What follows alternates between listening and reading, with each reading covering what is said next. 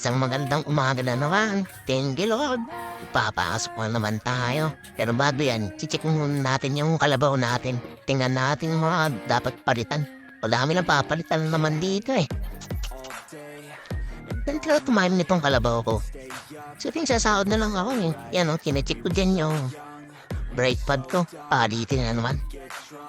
Literal talaga nung nakanguha ito ng sahod eh. Tapos yung pabubungod sa'yo, anak ka lang to kuha. Pablink-blink pa. Ay nako, center stand nga natin. Hindi kitatanan sa putikan kong kalabaw ko.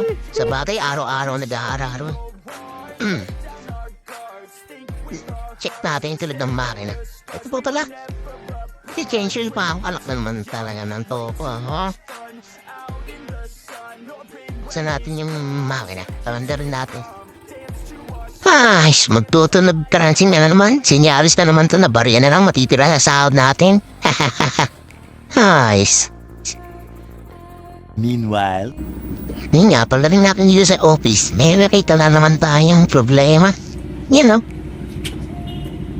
Yung stoplight brake ko, hindi gumagana sa foot brake. Pero pag sa handbrake, umiilaw siya, gumagana. So palitin na naman. Nalok ng topo talaga. Oo, kalabaw. Asan? Check na nga din yung muffler. Dito makikita kung papalito na din yung valve seal eh. Ay, Diyos ko po! Hadi imitasyon.